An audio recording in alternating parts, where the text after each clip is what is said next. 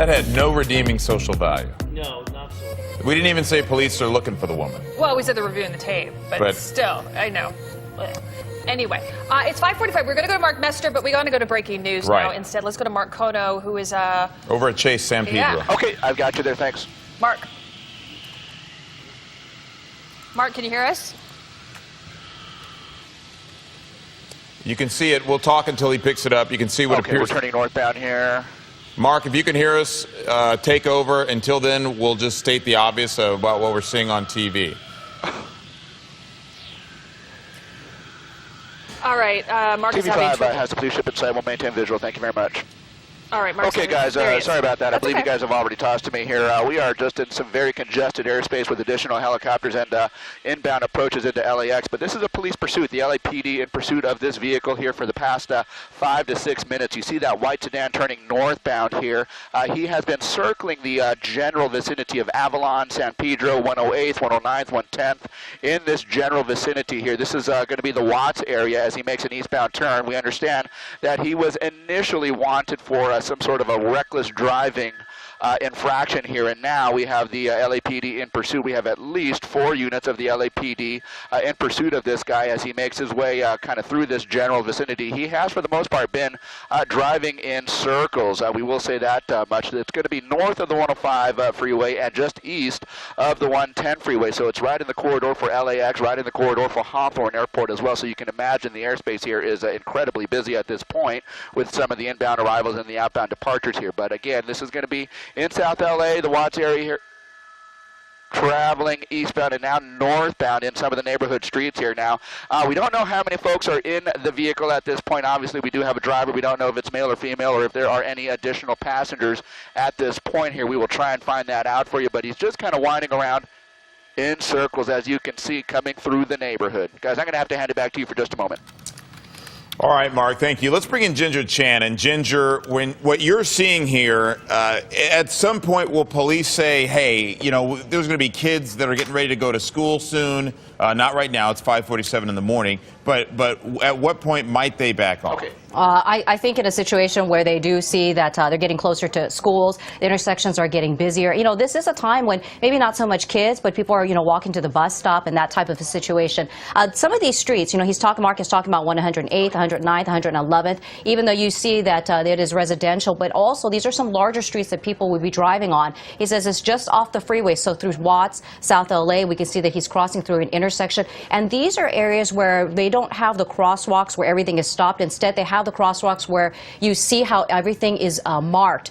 And that's where you know you're supposed to stop when people are crossing, but there are no signals telling you, hey, this is a crosswalk. So like in a situation here, so very dangerous, of course, with this guy who's driving at, I wouldn't say a high rate of speed, but he is still going fast on streets. And as he is moving through some of these smaller streets now, you can see that it is quite the tight squeeze for all the people who live in this area, and maybe even some people who are coming off the 110, the 105, really close to those areas. Some people can see some of the airships, the helicopters, and that might be a reason that people are going to be slow in this spot as well, guys. Yeah, we also are getting reports right now that this is indeed a stolen car. Very little information at this moment about the suspect. We do know that this started just a few minutes ago. Mark Kono was one of the first to arrive over the scene.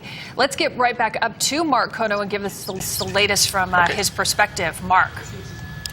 That's right, Megan and Ginger. He's going to be getting onto Imperial Highway here, just on the north side of the 105 freeway. Imperial Highway is a major thoroughfare that runs east-west just on the north side of the 105, and he is now eastbound on Imperial Highway, just coming up to an intersection here. We've got some cross-traffic that he's had to slow down for, but there he is in that number 1 lane of traffic. And, you know, we're talking about speeds probably in excess of 50 miles an hour, 60 miles an hour, and for street travel, that is fairly fast, and you can see he's kind of breaking away from the rest of the vehicles here that he is just passing up. Now, looking back, there are at least 4 units of the LAPD who are in pursuit of this guy alongside, while a helicopter that is overhead now. He's coming up on another intersection. Stop traffic light just turned green. He's going to be kind of weaving in and out and making a northbound turn. So he's going to be northbound from Imperial Highway on Compton, going away from the 105 freeway. So he is now coming into the Watts area and just into, well, what looks like one of the housing projects here. We'll try and get which one this is for you here, but he's now entered one of the housing projects, and he is going to be in the interior of it. It looks like, from what we can tell at first glance, just perhaps one person, the driver, inside this vehicle. He's going to be coming around the horseshoe here, so he's going to be making kind of a sweeping right turn, a little bit of a stretch, and then he'll be making another sweeping right turn, likely, as he comes around the horseshoe here in this housing project. Now, now he's going to be around the horseshoe, and now he's going to be making his way over towards the main street again. We believe that's going to be Compton. So he does have a car in front of him that he's going to be coming up to pretty quick here. So for that reason, he's making that evasive turn to the left. So now he's northbound, coming out of the housing project, and he's going to be staying in there. Now he's just kind of making a left. If you want to pull out to a slightly wider shot, just to give the folks perspective as to where we are, Eliana, we can just kind of widen out just for a little bit without losing the shot here. But we're in a housing project, and widen out just a tad bit. Yeah, there we go. And he's going to be leaving the project and heading westbound now, and so that looks like what he's going to be doing. Westbound over towards the main street again, and so now he is back on open streets, and in just half a block or so he'll have to make a left or a right turn, and we'll see what he does. We did understand that the left front brakes were extremely hot, red, by some of the folks who were able to see it here, but northbound now, so now he is on a major thoroughfare. He's out on open streets, and the LAPD again is making their way up to catch up to this guy. Again, 4 units of the LAPD in pursuit of this guy, a reckless driver, a stolen vehicle. This guy was lit up apparently, and the pursuit was on. Guys? Now, Mark, obviously the helicopters know exactly where this guy is, but we can't really see the officers behind him. You're saying there were about 4 officers following him. Was he able to lose them, or are they still behind him? They're essentially maybe 50 to 100 yards behind. As he was coming through the housing project, he was able to get a little bit of distance, but as he left the housing project, they were able to kind of get their speed back up, and so now they are pretty close behind.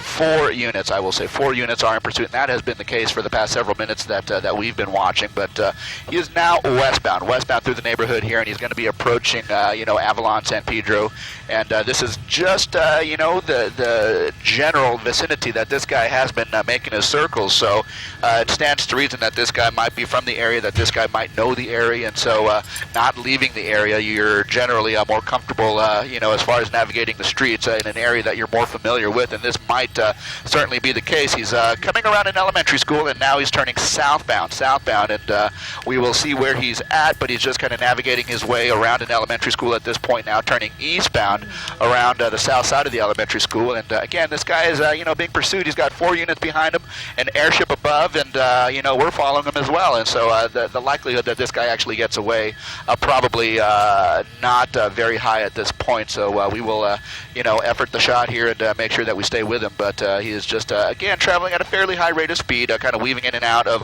traffic intersections there, and so coming up on cross traffic occasionally, and so this guy is what you would characterize as a dangerous driver. That is definitely the case here. Now just kind of traveling north, just north on this residential street, and we will kind of follow along and see what he does in terms of traffic on the roadway ahead of him. He's got 1 car that's turning left right in front of him, so as he comes up on that car, he's making another evasive turn to the left to avoid that. Traffic in the vicinity, the overall picture is traffic is very light at this point. Go ahead. No, and that's certainly good news. We can kind of make out almost sparks coming from that front Yeah, he left referenced wheel. it earlier, that heat from the braking, it could set that tire on fire eventually. Yeah, that's definitely a possibility here. It could do damage to the tire, it could do damage to the brakes. If the brake rotors are that hot, you can certainly assume that this guy has been traveling very fast and is doing some heavy braking. And so if the brake rotors are indeed that hot, then yeah, indeed the fire danger is there, and that might work in law enforcement's advantage in terms of being able to disable the vehicle, and we certainly hope that is the case. Now on this main street, he's just kind of traveling southbound about a mile away from the 105 freeway. He's going to be passing slower traffic. There are a couple of cars ahead of him, but for the most part the traffic is fairly light. As you can see, he doesn't have many issues in terms of being able to navigate the streets here, so he is freely able to move any which way he wants. So really we kind of hope for the possibility that maybe the car at some point becomes disabled, or maybe they're able to pit him, or because of the fact that he is traveling essentially in circles around the Watts area, maybe they will be able to set up some kind of a spike bike strip situation, but without any kind of knowledge of where this guy is going to be, it kind of makes that exceedingly difficult here. But there's that same elementary school that we were talking about just a couple of minutes ago. He's kind of making a turn or a turn around it. So this is a familiar area where we just saw him traveling just a couple of minutes ago. So there he is, and now he's going straight over off to the west, over to the main street, and we'll see what he does. Does he make a left turn? Does he make a right turn? Or, in fact, just go through the intersection and go straight here? But he's going to have to slow down at any rate because there are cars that he's going to have to contend with. A lot of cross traffic there, so it looks like he's going to negotiate the right-hand turn northbound, and he's going to be encountering some slower traffic there. And as he tries to get away from the LAPD, he's going to have to negotiate some of that slower traffic, and there he goes. He's really moving, isn't he? Look at that, northbound on the main street. Go ahead, guys. What's up? Well, the question that I have is, this guy's clearly dangerous. He's a menace to society. At what point is the LAP less likely to do a pit maneuver and leave that up to the California Highway Patrol? What, if you know it, what would be the criteria where they say this guy is about to hurt somebody? Well, they're going to pit him certainly if speeds allow, and they think that it's a situation where the public and or property are minimally affected here. Right now, I would not say that is the ideal situation, in that this guy is traveling at a very high rate of speed. He's kind of blowing through intersections there and weaving in and out of lanes, so I wouldn't say that this is kind of the ideal situation for a pit maneuver.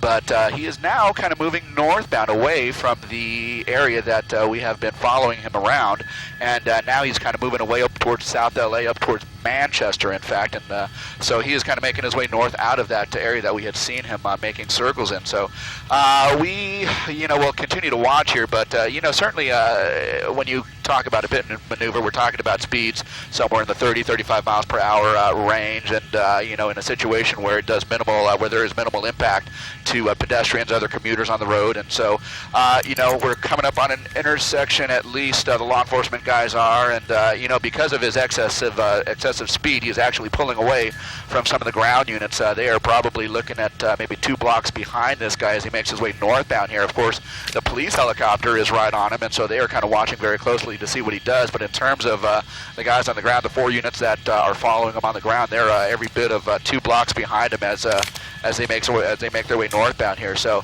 this is as far north, in fact, this is as far north as we've seen him go, and now he's made a westbound turn to the left, and we'll see if we can track him. And there he is, coming through the neighborhood streets. I've got you there, just off your left.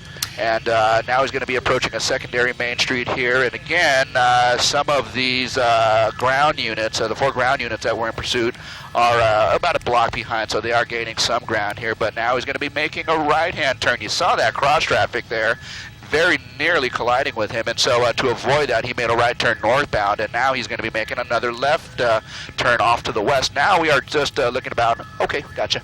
Now we're about a couple of blocks away from the 110 freeway, just on the east side of it, as this guy kind of makes his way. He's slowing down a little bit as he kind of traverses, the neighborhood here, coming up on a main street where he will have to make a decision: do I go left or do I go right? So let's see what he does. Does he continue to go north? And yes, he continues to go north. He's made a right turn, now northbound. Now this is going to be one of the major streets here, just on the parallel the 110 freeway, about 2 blocks to the east. And so we continue to watch this guy. He continues to evade the efforts of the LAPD to stop him at this point. The airship is up above. We have ground units who are, essentially out of the picture at this point, being about 2 to 3 blocks behind him. They're just kind of following the report by the airship at this point, so no one in close proximity to him, at least on the ground. Down south of this location, near 109th, 108th, he is now traveling westbound towards the Harbor Freeway. Here, there's a pedestrian now. We're starting to see more foot traffic. That guy wasn't very happy, right? Didn't stop, but now he is having to slow down a little bit because of the traffic there. That was Broadway that he just crossed over. We're trying to get a location on, we're listening in on the scanner by the LAPD, and they will give out locations in terms of where these suspects are. But he is traveling westbound on this major. We're widening out, just went under the 110 Harbor Freeway. He's going to continue westbound. All right, just went under the Harbor Freeway there, past Broadway. Now heading westbound. This is at Florence, westbound Florence at Figueroa now. So now he's going to be heading kind of towards the Crenshaw district here, north of Inglewood, if he continues westbound on Florence. He slows down a bit. Now he's making a northbound turn. We'll get that. Now he's on Hoover. He's on northbound Hoover Street coming up from Florence.